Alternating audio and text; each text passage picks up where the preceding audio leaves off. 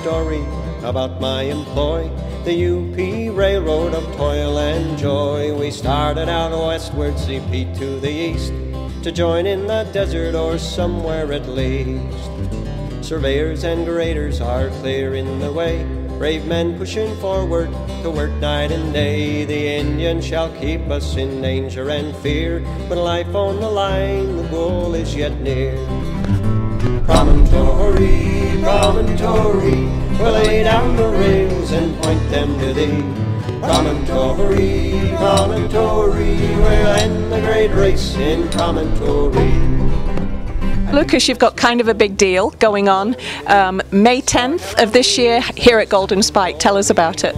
We do. It's the Sesquicentennial of the driving the last spike on May 10th, 1869. We'll also have events out here on May 11th and May 12th. Okay, so Sesquicentennial, meaning you win at Scrabble, or the 150th anniversary of the event. Yeah, I did feel like I was on a spelling bee for just a minute there. So 150 years, this is a big deal, and it's going to be a big party day, right? It is. So normally on a May 10th celebration, we have around 1,500 people out here on that day. That's pretty average. Yeah. However, for this year, with it being the 150th, we're anticipating around 10,000 people being out here. Oh, wow. That's a lot of parking and a lot of planning that has to go into this. So let's talk about parking. What are we thinking? So for parking, we've actually expanded our parking out here for that whole weekend.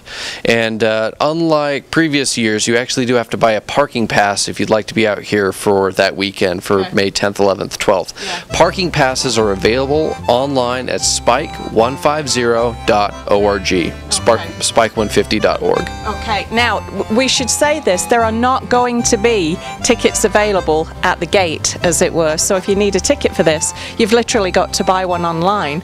And I'm assuming that there's a limited amount. What was the address again, the website? spike150.org. Okay, so right here, of course, we're looking at that famed golden spike, or a replica thereof. Tell us a little bit about that.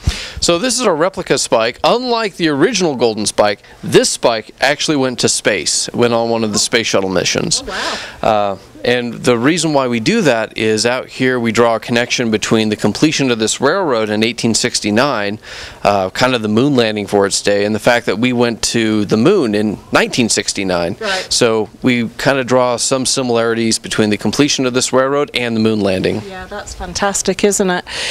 All part of the celebrations, of course, you can come and look at stuff like this. What else is going to be happening on our anniversary here? So out here, we'll actually have expanded exhibits outside. So on the east side of the road that's by our visitor center, we'll actually have a bunch of exhibits out there. We'll have food trucks, we'll have vendors, we'll also have kind of like a frontier village, kind of for frontier days, and we'll also have the locomotives, of course, will be out that day at the last spike site. Okay, and I heard a rumor about a reenactment. Is that, because that goes on all summer, doesn't it, too? It does. Normally we do reenactments on Saturdays and holidays in the summer at 11 o'clock and at 1 o'clock. Okay. And of course on May 10th we'll have a reenactment. So no, that'll of course happen pretty close to the original time. The ceremony for May 10th will be from 11 o'clock to 1:30 p.m. Okay. But it's going to be a crush, so realistically, do what you need to beforehand. Now, tell us a little bit about this whole celebration. I know there's two trains coming at each other. Tell us what happened. So we're dedicated here at Golden Spike to the completion of our first transcontinental railroad in 1869. That railroad was started in 1862 by Abraham Lincoln. Oh, wow. One reason he signed the Railroad Act of 1862 is he was fighting the Civil War to unite the North and the South, okay, but he realized that this country needed to be united east and west. Okay. And before they completed this railroad, it actually took around 6 months to get from coast to coast. Oh, wow. And then when they finished this railroad, you could do it in less than 2 weeks. So can you really call a country united when it takes 6 months to get across it? No, I think not. And I had no idea that Abraham Lincoln was actually involved in this. Yeah. So yeah, he wanted to unite east and west, so that's why he actually started building this railroad right in the midst of the Civil War. Okay, well, all right. I don't even know what to say to that. That would be a pastime that maybe take your mind off everything else, maybe.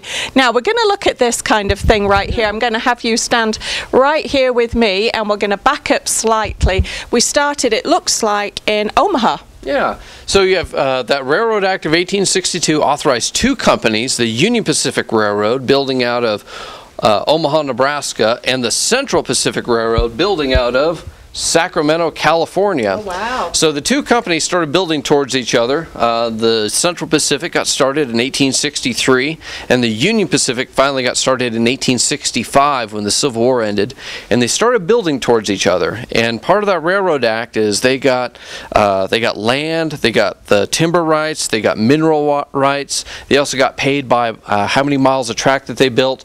So they were actually getting paid to build this railroad, and as they were coming towards each other, or getting closer to each other, they started figuring out, hey, we need to finish this railroad somewhere. Yeah. And luckily, it actually happened to be up here in northern Utah. Right.